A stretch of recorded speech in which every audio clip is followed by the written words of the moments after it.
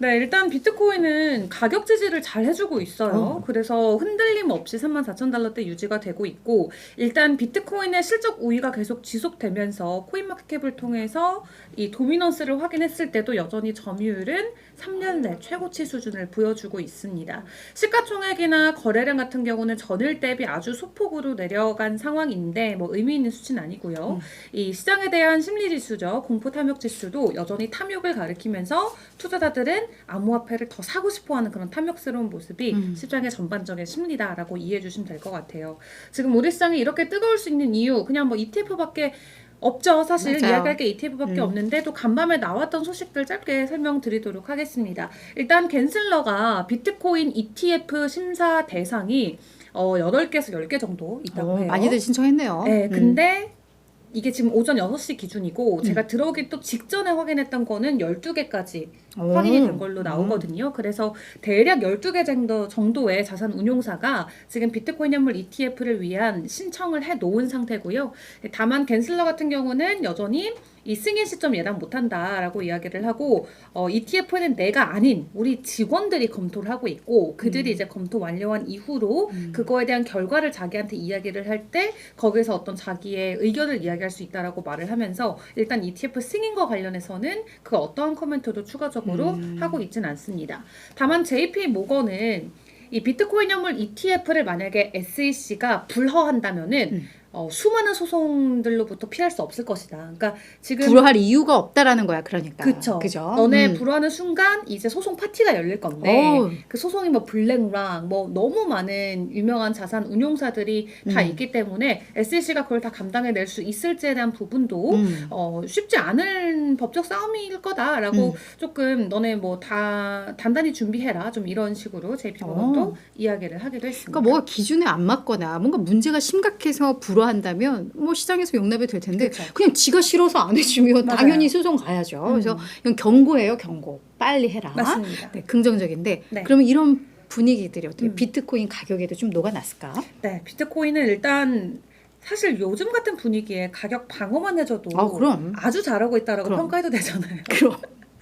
네, 가격이 34,000달러대 지지가 잘 나와주고 있고 수치적으로 보면은 뭐 전일 대비 1% 정도 하락이지만 그래도 우리가 34,000달러 선에서 가격을 계속 버텨주는 것 자체가 일단은 그 어떤 자산보다도 너무 훌륭한 그럼. 역할을 해주고 있다라고 투자자의 분석을 해볼 수 있을 것 85%가 같고. 수익입니다. 네, 저희죠. 네. 다행히 그 안에 저희는 들었어요. 네. 맞아요.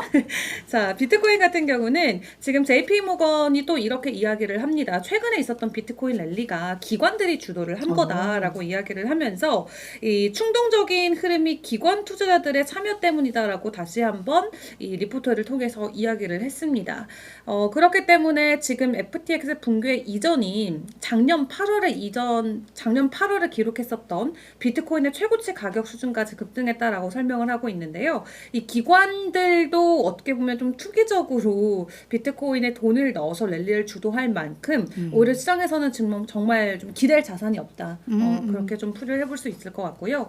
또 비트코인의 어떤 온체인 지표를 확인해 봤을 때 지금이 강세장의 초기다라는 좀 시그널이 포착이 된다라고 해요. 그건 나도 알았어. 네, 실현가치 대비시장 가치라는 이 온체인 데이터 지표로 불리는 MBRB라는 게 있는데 여기에서 비율이 100% 이상을 회복하면 강세장 초기 시그널을 풀이를 하는데 지금 비율이 165%를 가르치고 있어요.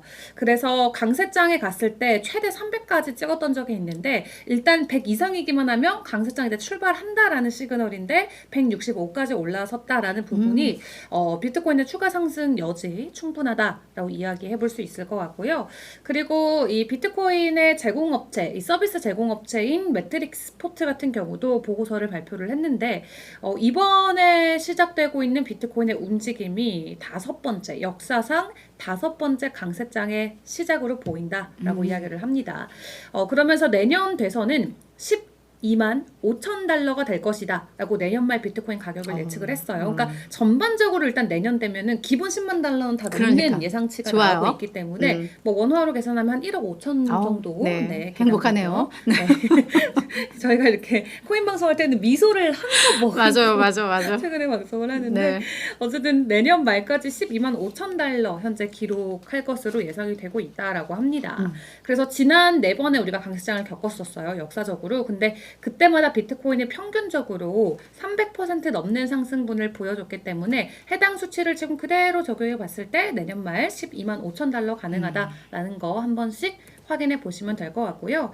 그리고 조만간 또 비트코인의 골든 코르스가 나올 것으로 차트적으로도 움직임이 나오고 있습니다. 말 그대로 상승 모멘텀이 강화될 수 있는 하나의 시그널이 될 수 있을 것 같은데요. 지금 200일 이평을 50일 이평이 뚫어줄 것으로 현재 지표가 그려지고 있어요. 그래서 50일 이평이 200을 뚫고 올라갔을 때 비트코인에게는 더 강한 이 상승 흐름을 이어갈 수 있는 하나의 모멘텀이 될 것으로 보여지고 있습니다. 자, 그리고 또 재밌는 소식이 하나 있는데요. 이 비트코인을 비롯해서 어떤 코인이 됐든 개인 지갑에 딱 보관을 하는 순간 이 암호키라는 게 있어요. 암호키는 여러 가지 단어들로 조합이 돼 있습니다. 뭐 강아지, 나비, 뭐 그러니까 여름, 자기가 만드는 이런 게 식으로. 아니라 자동 생성이 되는 생성이 거예요? 돼서 뭐 많게는 12개, 뭐 20개 이런 식으로 단어가 쫙 나열돼 있어서 그거를 단어를 다 일일이 입력을 해서 이제 들어가는 그런 구조로 되어져 있는데 이 만약에 암호를 잃어버리잖아요. 그러면은 영원히 못 들어가요. 그러니까 복구가 안 돼요. 네. 그리고 그게 10번 이상 잘못 치면은 암호화폐가 사라집니다. 아니 근데 우리가 비밀번호를. 금융기관에서도 그럴 네. 때 있는데 그럼 내가 비번하고 아이디 확인할 못 수 찾아요, 있는 못 찾아요. 서비스를 안 찾을 수 해줘? 있는 기능이 없어요. 미쳤나 봐. 그러니까 내가 그 비밀번호를 잃어버리면 그냥 내 뭐 10억이든 100억이든 사라지는 거고 암호를 찾기 위해서 계속해서 입력해서 10번 틀리면은 그냥 날아가고. 날아가요.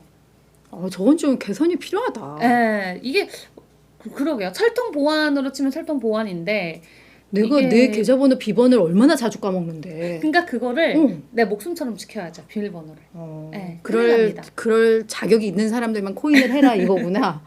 근데 아무튼 그래서 어. 이 리플랩스가 리플 회사의 전 CTO 기술 책임자인 스테픈 토마스 같은 경우는 자기가 가지고 있는 이 하드 드라이브에 비트코인이 7,000개가 들어있는데 비밀번호를 까먹은 거예요. 야, 잊어버렸는지 어떡해. 나 까먹었는지. 지금 제목 보고 너무 웃겨서가지고. 네, 그래서 잘못된 비밀번호를 10번 입력하면 데이터가 삭제되잖아요. 근데 지금 8번까지 시도하고 기회가 2번이 어머. 남았거든요. 어떻게? 근데 한 암호 복구 회사에서 자신들이 이 드라이버 잠금을 해제할 수 있다 라면서 토마스에게 복구를 제안한 상황이라고 합니다.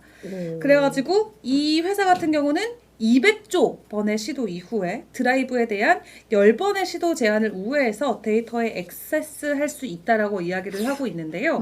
어쨌든 그 남은 기회 2번 믿고 우리한테 맡겨주면 우리가 네 지갑 열어줄게라고 한 복구 업체가 현재 접근을 하고 있다라고 해요. 그러면서 그 회사 CEO는 스태프만 준비되면 우리 언제든지 할 수 있다. 그러니까 이게 긍정적인 으로 풀이하려면 사실 이게 안 열리는 게 우리한테는 좋거든요. 그치 이게 해킹이 된다는 얘기일 수도 있지 않나 그러면? 기술적으로 그쵸 뭐 기술적으로 뭐 암호화폐 드라이브를 열 수도 있다도 될 수도 있고 무엇보다도 일단 우리 시장에 물량이 또 쏟아지게 되면은 이 물량이 좀 묶여 있잖아요 강제로.